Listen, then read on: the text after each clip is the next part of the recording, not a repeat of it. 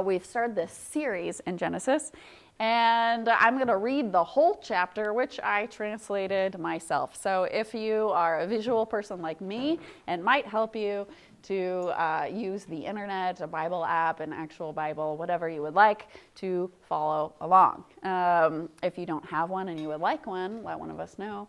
I have 30 Bibles, so we're happy to grab one for you. But here we are in Genesis 3. I'm going to read the word of the Lord. It's good to do. The snake was the most cunning of all the living beings of the field that Yahweh God made. He said to the woman, "Did God really say, 'Do not eat of any tree of the garden'?" The woman said to the snake, "From the fruits of the trees of the garden we may eat. From the fruit of the tree in the midst of the garden, God said that we may not eat it or touch of it, or we will die." The snake said to the woman, "Dying, you will not die, for God knows on the day you eat from it, both your eyes will be opened, and you will become like spiritual beings, experientially knowing good and evil." The woman saw that the tree was good for eating, for it was desirable to the eyes. The tree was pleasurable for the gaining of insight. She took from the fruit, ate it, and gave it also to her man who was with her. He ate. The eyes of the two of them were opened, and they experientially knew that they were naked. They sewed fig leaves and made belts for themselves. They heard the voice of Yahweh God walking in the garden in the wind of the day. The person and his woman hid from the presence of Yahweh God in the midst of the tree of the garden. Yahweh God called out to the person and said to them, "Where are you?" He said, "I heard your voice in the garden, and I trembled, for I am naked, and I hid." He said, "Who told you that you are naked? From the tree that I commanded you not to eat, you ate?" The person said, "The woman that you gave to be with me, she gave me to eat of the tree." Yahweh God said to the woman, "What is this that you have done?" The woman said, "The snake deceived me, and I ate." Yahweh God said to the snake, "Because you have done this, you are more cursed than all of the silent ones, more than all the living beings of the field. On your belly you shall walk and eat dust all the days of your life. Enmity is between you and the woman, and between your seed and her seed. He will crush your head, and you will crush his heel." To the woman he said, "Greatly I increase your suffering and your pregnancy. In suffering you will give birth to sons. To your man you shall stretch out, but he shall rule in you." To the person he said, "Because you heard the voice of your woman and ate from the tree about which I commanded you and said, 'Do not eat from it,' the ground is cursed because of you. In pain you will eat of it all the days of your life. Thorns and thistles it shall grow for you, and you shall eat the glistening things of the field. By the sweat of your nose you shall eat bread until you return to the ground. From the dust you were taken, and to the dust you will return." The person called the name of his woman Chava, life, for she was the mother of all living. Yahweh God made tunics of hide for the person and his wife, and he clothed them. Yahweh God said, "As the person has become like one of us, experientially knowing good and evil, now he must not send out his hand and take from the tree of life and eat and live for eternity." Yahweh God sent him from the Garden of Eden to work the ground from which he was taken. He cast out the person and settled cheruvim and the flaming whirling sword at the east of the Garden of Eden to guard the path of the tree of the life. All right, so this is one of the most famous chapters in the Word. Content warning, right? If you have come from a community that used this text to oppress, subjugate, demean, devalue women, I am so sorry that happened. And I invite you to join us opening up this text together. If you're not in a place where you're ready to do that, feel free to slip out during discussion or before discussion, whatever might be for you, because people do use this text to speak lies about over half of the planet. And we're going to look at not specifically those lies today, but we're going to look at some of the supporting factors that people rope in to try to maintain power in the world, as people like to do. Okay, this story is called The Fall in Christianity in general, which I might refer to it as that. That comes from Platonic philosophy, not actually anywhere in the story, but if you're new, that's what I am referring to. So we're only going to highlight a few things this morning because this is such a packed text full of so many things we could talk about. Why is there a talking snake? Who is that? Etc. If you are interested in those questions, you can always talk to me more about it. I also have a podcast for about a year now that I do with my husband called The Text in Us, where we really go through each of those things one by one, nitty gritty. However, the things that we're going to look at this morning, where have we been in the story so far? So far, God has created all of the universe with intention, with relationality, with diversity, right? He didn't create us all to look exactly the same, but to be different, and he celebrates that. He made a person, and then he made a military ally for that person, right? We talked about it not being helper or helpmate, but a military alliance language that's used that way in the rest of the text. So we talked about equality showing up in this story from the very beginning. And he gave his people two sets of instructions that they're to do, even though they're kind of paradoxical, both work and rest, and then both rule and serve. So we've been negotiating these tensions. So in this story, they are set now in a garden in a land called Eden. Gardens, helpful to know. We might think of our mother or mother-in-law's turnip and herb situation. Maybe that might be what pops to mind for you. Maybe somebody else, you have a more, a different family than mine, right? That says more about me than you guys, but that might be what pops to mind. But in the text, there's a difference between a gan in Hebrew and a sadeh. And a gan is a place with abundant water, right? The land where Israel and Palestine are not very arable. It's hard to plant there. And so a place with abundant water, like if we think about the Hanging Gardens of Babylon, right, and the illustrations that we have of those, it's a place for royalty where there's ornamental trees and fruits. It's more of a permaculture basis than a field where you're sowing seeds. It is full of fruit and nice things. The point of it is luxury. And indeed, Eden itself means luxurious delight. This is the world which God puts his first two people in and invites them into this walled, safe place to be and to serve and rule, right? Pointing out that backs up our previous conversations we've been having about being vice regents of God, being made in God's image, partially means that we're on the planet, each and every one of us, whether we are in Christianity circles or not, are made in God's image, and therefore we are God's regents on this planet. There is also, by the way, no amendment put in there for women, right? There's not. You're both made in God's image and therefore clothed in power and authority, as Jesus says that all his disciples are at Pentecost. There's no except for women. So just pointing that out. So what's God's problem with them eating from the tree, right? One of the first things that we think of is, why did the parent put the knife block in the middle of the kitchen and then tell his kid, like, don't pull the knife out of the knife block? Might not have the perfect answer for that today, but a couple thoughts about the problem of the tree. So it's there in the middle of the garden, the text says, and it's the tree of the experiential knowledge of good and evil. So already in the translation of that first word, yad'ah, to be experiential knowledge, that already gives us a good guess, right, at why you might not want your kid to have an experiential knowledge of good and evil. The word evil is tied to violence, right? Coming back from Genesis 1, where God introduced the story with a distinct lack of violence and sexual violence. Here we have a continuation of that, in that he doesn't want his people to experience good and evil. Tied to rasha, and it has to do with a shattering violence that ruins things, right? We can understand why that might not be prime. Why he put it in the middle of the garden is another question.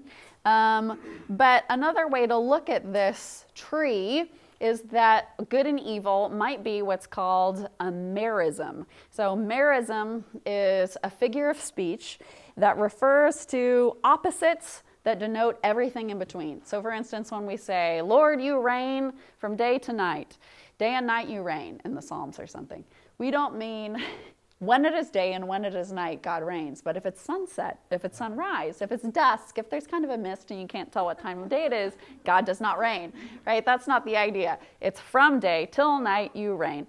And so one of the things that scholars have suggested about tree of the knowledge of good and evil is that it's not those things specifically that we easily get wrapped up in certain Christian evangelical circles about like absolute truth and et cetera, and we want to make it about that. But rather it's about everything. It's just knowing everything. And that kind of turns the story for us a little bit, right? Because wherever we are in our place in the world, we might have gone through a deconstruction journey. We might have a lot of questions. We might not have a lot of questions and be chill with everything, and that's fine too. But the temptation to want to know everything might feel more exciting and more human, right, than wanting to know specifically. I want to know about evil, right? And that kind of paints the story in a different light. And so with that in mind, if we think about Eve, which it's Eve's choices that she makes with great agency, by the way. In the rest of Near Eastern literature, if there's a female character, she's usually being controlled in some way by a man. In the Babylonian Epic of Gilgamesh, the female characters in there are prostitutes who are acting under orders from somebody else. We don't see that in Eve here. She's doing everything on her own and having this conversation on her own. And she notes with her own power of observation, not just that it's a good-looking tree, but that it is specifically pleasurable for the gaining of insight. So if we think about this in the context of everything we've been talking about in this patronage system in which God gives his kids a calling to walk out, to rule and serve, to work and rest, in an ancient Near Eastern patronage system, you're supposed to ask your patron for anything you might need. God's not a bad boss who says, I need 1,000 croissants by sunset, and then doesn't give you anything. If you need something, you say, actually, I'm going to need 5 tons of flour to complete that task. It's the job of the patron to give you what you might need. And so Eve's turning to the tree represents not wanton women going off of their paths and seeking pretty things that they're not supposed to have, but rather she is doing good work. She is doing the work of, I want to do this well. This calling has been given to both representations of people, right? Both men and women, and I want to be equipped to do this well. And so she believes that she doesn't have everything that she needs in order to do that. And the snake, who comes from mythology, the snake in Egyptian world represents chaos. And so she turns to the voice of somebody else who says, you're right, you don't have everything you need to do the work that you need to do. And there's a key that if you just do this, you can be like a spiritual being. We can argue about the translation of spiritual beings, but the tragedy there is that Eve already is a spiritual being, right? She already is a person who God has said, you are dignified and fully capable to do the work that I have given you to do. You already have everything you need. You don't need this extra insight. You don't need to know everything to be able to do what you need to do out in the world, which should be comforting to us because I don't know everything. Let me know if you do. I'd love to chat. But that's not one of the requirements for being able to do the work of putting the world back together, healing our community, creating a peaceful, justice, oriented, equitable environment that we'd all like to live in, right? Knowing everything is not necessary for that. And so it's a move away from relationship, because she could have just asked God, hey, God, can you let me know absolutely everything? That would be great. It's a move away from trust in herself that she already has everything she needs, and it's a move away from trust in God that he would surely give her something if she asked. And it was something that she did need, right? So that's the tragedy in this story, not women getting up to their mischievous gumption. Oh dear. That's not the great idea. So maybe that's helpful for you, and maybe it's not. But we're going to look at the curse again, plowing through this section, which has so much and so much potential to apply things poorly. So we're going to talk about it after. But what's going on with this curse? So not only does God put something in the middle of the garden, like a knife block, and say, don't eat it, he also then, when they do, seems to be punitive, right? Not a great introduction to God. When we think about our theology and the ways that we imagine God, some of that comes from this story, and us trying to understand this story. One thing I'd like to point out is that the word curse only happens for two of the parties in this message from God to God's people after they've done their blaming one another for what happened. God kind of ignores that. He skates through it. He doesn't say, you're right, the woman is totally at fault, or you're right, man. He's not even a man yet. You're right, person. Everybody else is wrong, and he doesn't even totally blame the snake. He moves through that and instead only pronounces two curses, which aren't on Adam or Eve, Adam or Chava. He only curses with the word curse, the ground and the snake. So he says, because you have done this to the snake, you are cursed more than all the silent ones and the living beings of the field. And pronounces a different future for that snake about what we call in theology the proto-evangelion, right? This thing that's really long and complicated about theology and Jesus and redemption and all this stuff that we usually preach out of in this section. And then he says, the ground is cursed because of you, which to me is very easy to conceive of when I look at the planet and how things are going. Yeah, that makes sense. We seem to be doing fine, and it's the planet that has trouble. Romans 8 talks about this and talks about the fact that the earth, the land, the planet is not doing well because of us, and it is waiting for redemption, liberation, salvation, just like we are fighting for. So it's interesting. We can note that word curse is not given to Adam or Eve.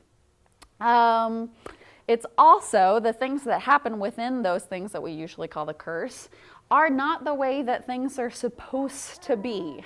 So it says to the woman, he says, that in suffering you will birth sons, and to your man you will stretch out, but he shall rule in you. So this is one of the texts that is used to say, see, God's design is this patriarchy, this kyriarchy, in which we have a hierarchy of people who have more power and people who have less power, and that's the way it's supposed to be. And we can cushion it with all this different language, but that's one of the things that's at the heart is I should have power and you shouldn't. And that shows up in all sorts of different ways in Christian culture. This is a curse. This is not God's original design. This is not the way that things are supposed to be. This is not like the blissful world before sin entered the world, before brokenness, hurt, and pain showed up. This is the result of sin. So whenever we see patriarchy, whenever we see the oppression of minorities, whenever we see the lack of inclusion for people of a diverse level of identities, that shouldn't be seen as, well, that makes sense because blah, blah, blah, blah, blah, blah, blah, colonialism. If only they said that, that would be great. Because colonialism. No. That's the result of sin and brokenness being in the world. That's not the way it's supposed to be. And we are invited through the work of Jesus, who abolished the curse in Galatians, to join him in reversing the curse, right? That's the whole point. We're not supposed to uphold these terrible gender dynamics in the world and contribute to the subjugation of women. That's the opposite of the point of this text, right? If that was the case, then we should look at Adam's curse and say, well, I guess we just eat thorns and thistles for every single meal. Yum, yum, yum, eat up. No, that's the state of things, and it is expected and required that he push against that. The woman reaches for intimacy, for relationship, right? She stretches her hand toward her partner, and instead she finds hierarchy. So many of us, that has been our experience, and it's not the way that things are supposed to be. And it is a great tragedy that the church has continued to perpetuate those norms while for some reason calling it countercultural. This is the way things have been for thousands of years. Thousands on thousands of years, women have been shoved in the corner. People of different genders have been shoved in the corner. And so for the church to say, no, that's good and that's what it's like to not be of the world is bizarre historically. It's just off the wall. All right, dialing it back. We're doing our best. Okay, so this is not the way things are supposed to be. That's the point. Okay, a last way to look at this story that might be helpful to you. Maybe it's life-giving, compelling, maybe it's not, and that's all right, either way. Our key into looking at the story from this perspective is the word garash. In Hebrew, garash appears in verse 24, and it's when it says that God expelled them from the garden. Actually only says he expelled the person from the garden, which is interesting to like women get to go back to the garden party in there. If so, where's my invite? Or is it referring to the fact that all persons and genders were within this one person, right? We talked about that last week. Whichever way you take that, it says that he expelled the person from the garden. That word, garash, is a word that's used in birth. It's a birth word. Comes up all the time when we read medical texts on how people give birth. At some point, there's, hopefully, Lord willing, a garash, and out pops the baby. And so there is an invitation in this story not just to see the feminine language that the Bible uses around God, ding, ding, ding, Maddie, but rather this whole thing can be seen from that perspective. It's not that the world was perfect and then God kicked them out and said, now everything's going to be terrible necessarily, but that before Adam and Eve weren't experiencing the fullness of life, right? Experiential knowledge of both good and evil and everything out under the sun. Gardens are walled and circular, so they're in this safe womb-like environment in which they don't experience suffering, they don't experience all the things of life, and that's not God's will that they continue to experience that forever, but rather that they be born out into the rest of the world, out of this garden, where they have to learn what that's going to be like. So you can read those verses instead of being a dire indictment of God being mad at us and responding the way that we might have experienced from an unhealthy parent, but rather a parent telling his kids, hey, just letting you know, this is what the world is like out there outside the womb.